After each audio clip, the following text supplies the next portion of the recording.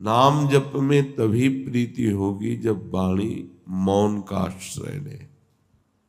कम बोलो, आवश्यक है तो मृदु शब्दों में हितकर बात कह दो, नहीं मौन रहो।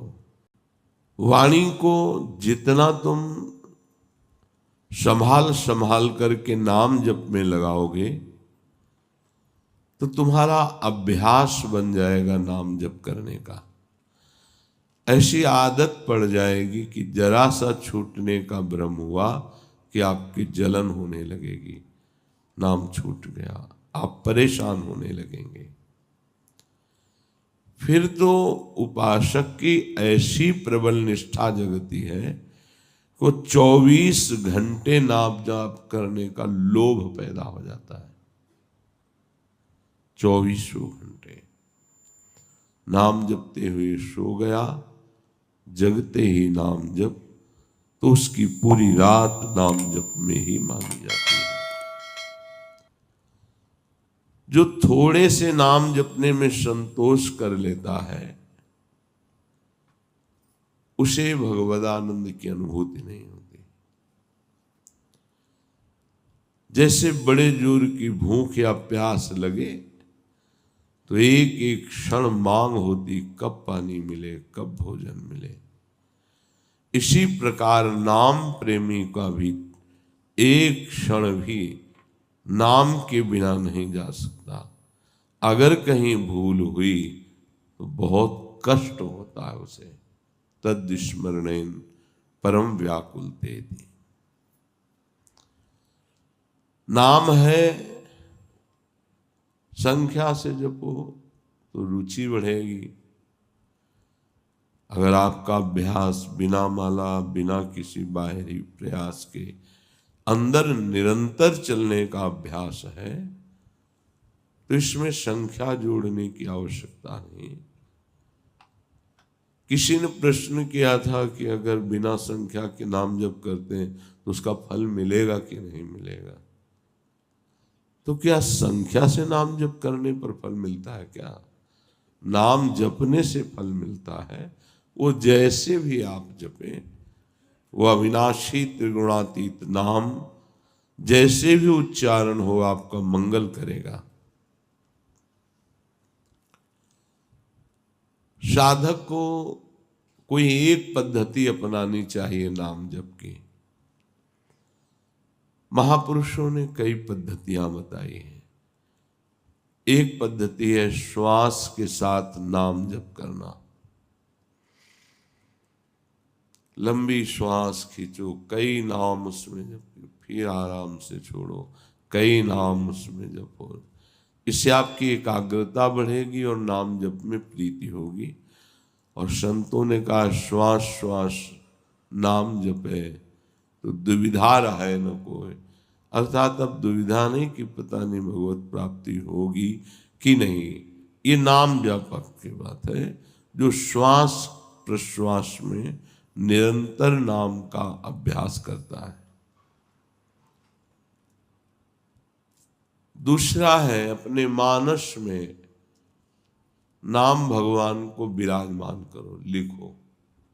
राधा दिखाई दे रहा है, बार बार राधा राधा राधा। इन नाम अक्षरों में अपार सामर्थ्य है। बारंबार अपने मन से लिखो और उसे पढ़ो, उसी को सुनो, उसी को बोलो। वो नाम तुम्हारा परम मंगल कर देगा, दृढ़ अभ्यास हो जाएगी। यदि नाम का ऐसे ध्यान नहीं होता तो जो विग्रह आपको प्रभु के प्रिय हो उस विग्रह को अपने पास रखें, थोड़ी थोड़ी देर में दर्शन करें, फिर वही नाम जप करते हुए मानस पटल पर आराध्य देव का चिंतन। राधा वल्लभ लाल को हृदय ध्यान, मुख नाम।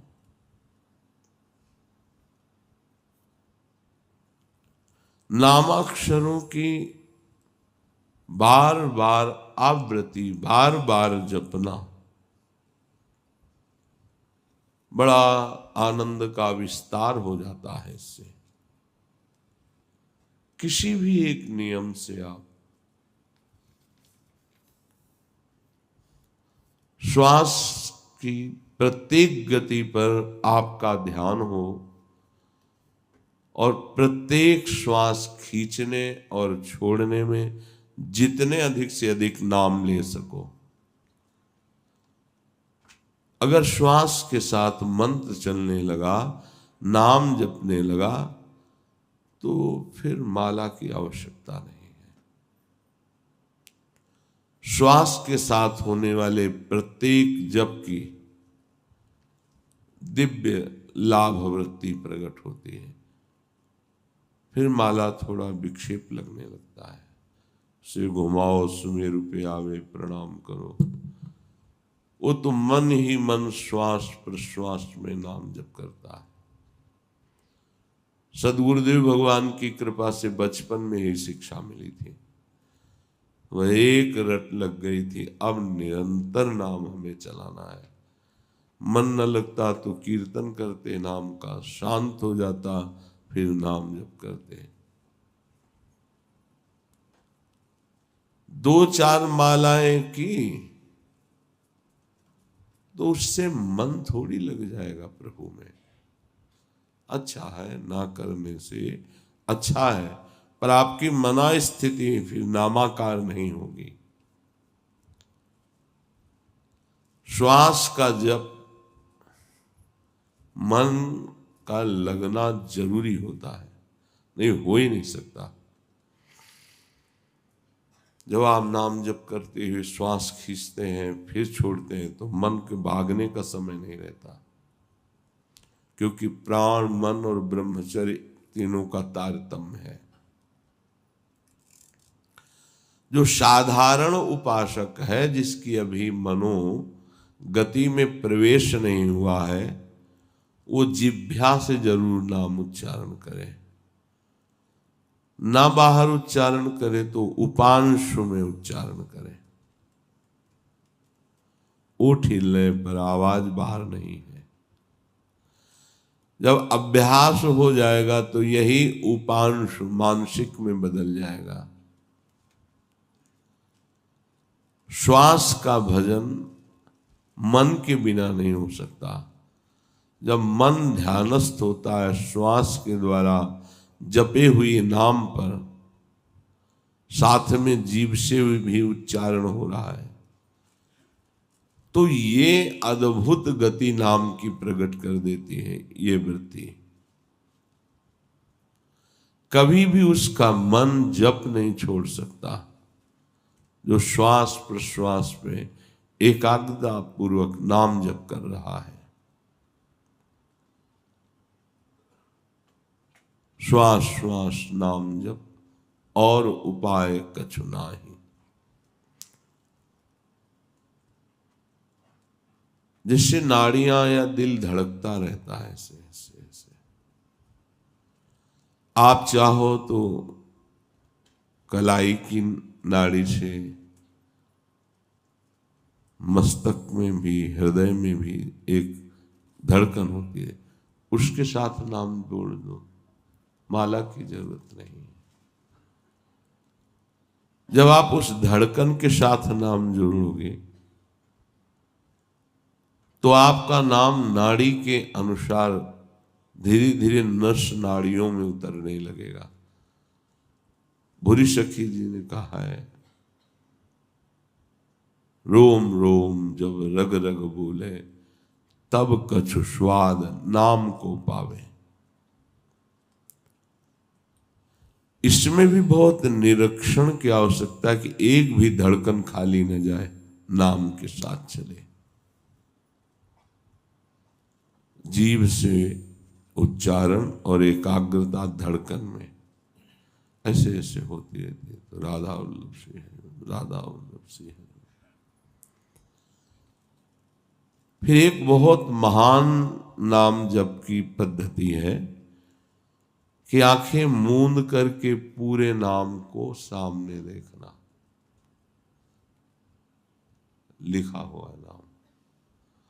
बार बार उसे पढ़ रहे हैं, सुन रहे हैं। यदि ऐसी स्थिति नहीं तो बार बार लिख रहे हैं, देख रहे हैं, सुन रहे हैं। अपने सामने आकाश की तरफ देखकर नाम लिखो, या अपने मस्तक पर लिखो, या अपने हृदय पे लिखो। मन को पढ़ाओ जरूर, बिना पढ़े आगे न बढ़ने पावे। जीभ का प्रयोग बहुत धीरे से होता है, इसमें गिनती इसमें जरूरत नहीं है। अब जैसे बातचीत कर रहे हैं, आपसे प्रश्न उत्तर कर रहे हैं, तो नाम दिमाग में छाया रहता है, जबान से नहीं जप रहे हैं, पर जिधर देखो उधर लिखा वही नाम। तो हम एक क्षण भी नाम से अलग नहीं रहते इस पद्धति के अनुसार। मंत्र अक्षर या नाम अक्षर साक्षात भगवान है। अगर आप मन से उसको लिखोगे और देखोगे तो आरंभ में थोड़ा आपका मन विचलित होगा, फिर मन आसक्त हो जाएगा और सबसे बढ़िया तरीका आ जाएगा ये नाम जप का, देखते हुए। इसका अभ्यास चतुरासी जी का किया गया। तो आप सच्ची मानो जैसे देख के आप पढ़ते हो, ऐसे माइंड में लिख गए, देख के पढ़ा, एक एक लाइन, एक एक पंक्ति, ऐसे पूरा 2 घंटे में होता है। 1 मिनट का समय नहीं कि उसमें चूक हो जाए। फिर योग दर्शन में लिखा है, तज्जप तदर्थ भावनम। जैसे हम राधा वल्लभ श्री हरिवंश जप रहे, तो एक उपाय है कि राधा वल्लभ लाल की झांकी हमारे नेत्रों में रहे, फिर नाम जप करें। राधा वल्लभ लाल को हृदय ध्यान, मुख नाम। बहुत बढ़िया सहज पद्धति है। छोटी छवि राधा वल्लभ जी की रख लो, बार बार देखो और फिर ध्यान में लाओ, बार बार देखो फिर ध्यान में लाओ। नाम जप करते कुछ दिन में छवि नहीं देखनी पड़ेगी, वो आ जाएंगे मानस पटल पर।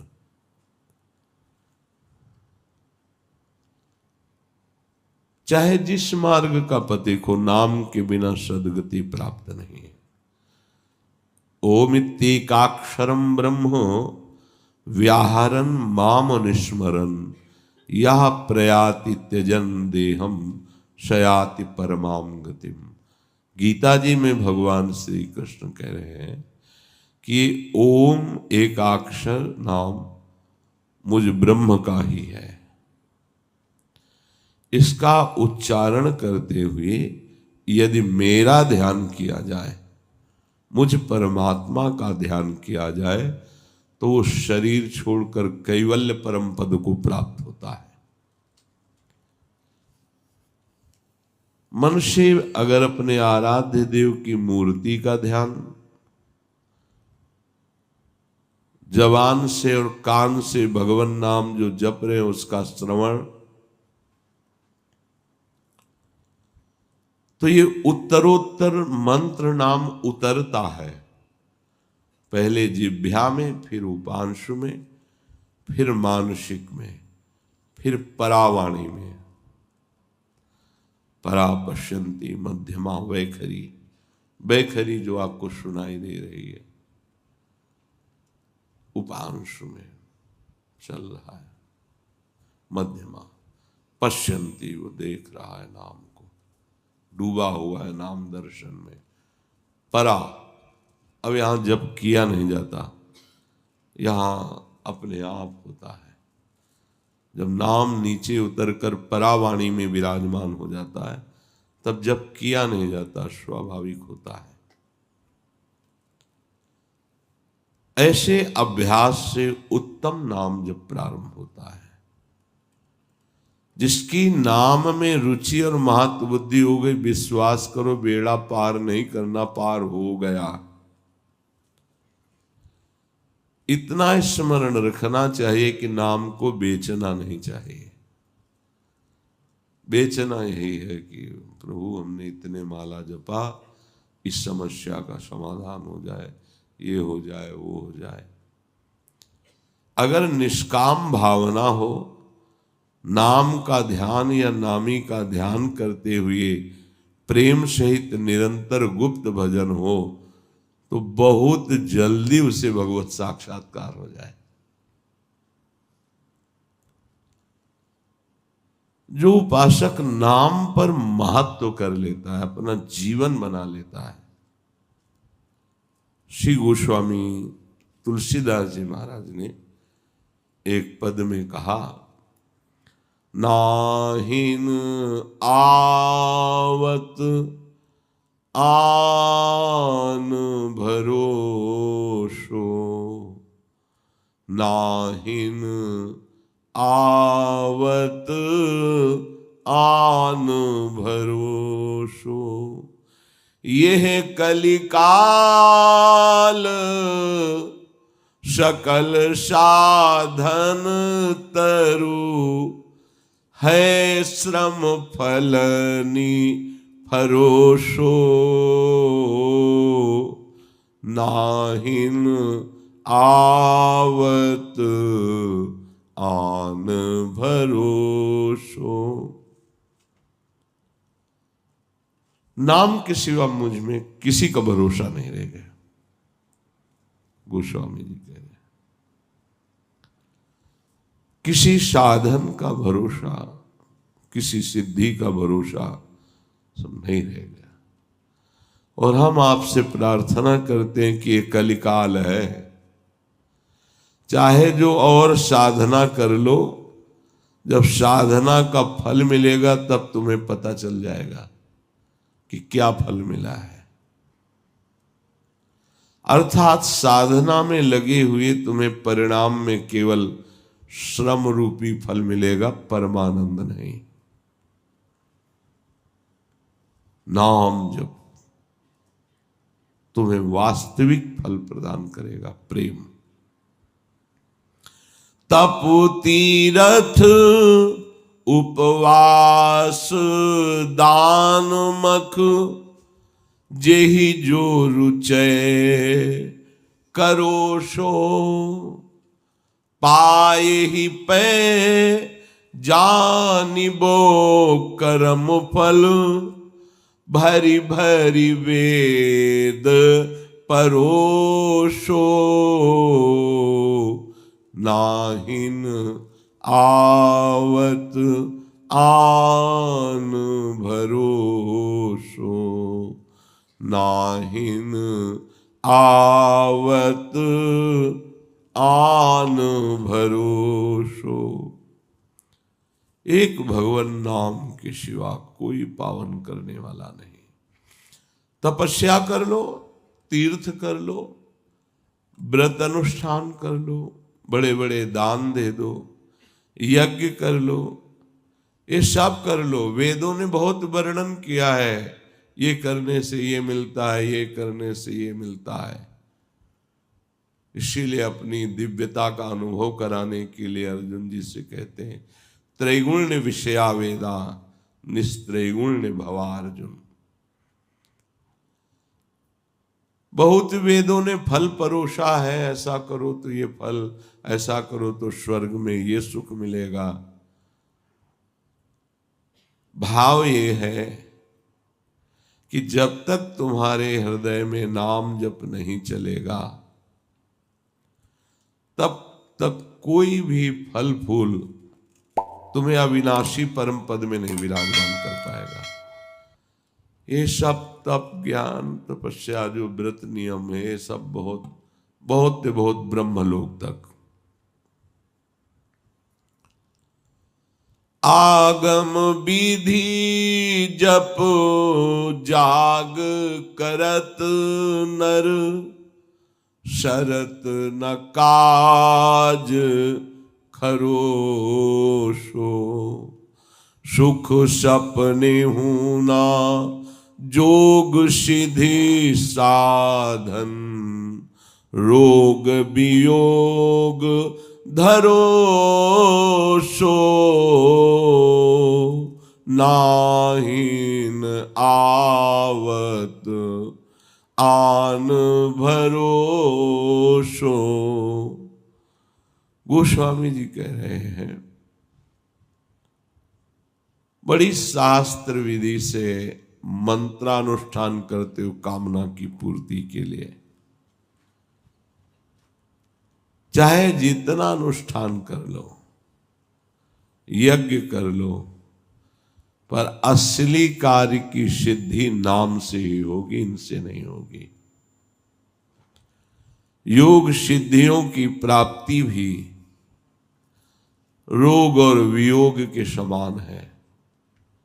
अहंकार का रोग लग जाता है, तुम्हारे मन की बात जानना, दूर की बात सुन के आपको बता देना, वैसे ही अहंकार नष्ट नहीं हुआ, इन सिद्धियों ने तो और पुष्ट कर दिया। अब वो वियोग कराएंगी भगवान का, और रोग की तरह संसार की सम्मान की चाह बढ़ती चली जाएगी। ये सिद्ध महापुरुषों के वचन है। जो केवल सिद्धियों की चाहत के लिए अनुष्ठान और ये सब कार्य करता है, तो उसको समझना चाहिए क्या शरीर तुम्हारा मरेगा नहीं, मरेगा तो सिद्धियां खत्म हो जाएंगी। ये तुम्हारी यात्रा में थोड़ी साथ देंगी, यहीं तक है। पत्थर में प्रवेश कर जाना, आकाश में उड़ना, एक ही समय कई जगह उपस्थित हो जाना, दूर की बात श्रवण करना, मन की बात जान लेना, तो क्या मिला तुम्हें सिद्धियों का फल? क्या तुम्हारा प्रयोजन बना भगवत प्राप्ति? नहीं, उससे तो बिछो हो गया। रिद्धि सिद्धि पेरे बहु भाई, बुद्धि लोभ दिखावे आई, होई जो चतुर जो शयाना, तो तीन तन चितय न अनहित जानी।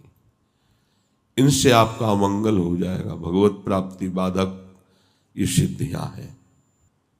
पुराणों में भी सिद्धांत वर्णन है अलग अलग भगवत प्राप्ति का। मेरे गुरुदेव भगवान ने मुझ पर बहुत दया की और मुझे बता दिया कि एकमात्र उपाय है राम राम राम। ये बात समझनी है, इसी से सब हो जाएगा। ये उत्तम उपाय मुझे जब मिला तो मेरे सामने ऐसा मार्ग खुल गया जैसे राजमार्ग, जीटी रोड। कोई गड्ढा नहीं, कोई परेशानी नहीं, आंख मूंद के दौड़ो। अर्थात भगवत प्राप्ति का राजमार्ग है ये नाम जप। सीधे अपने राजमार्ग पर चलो।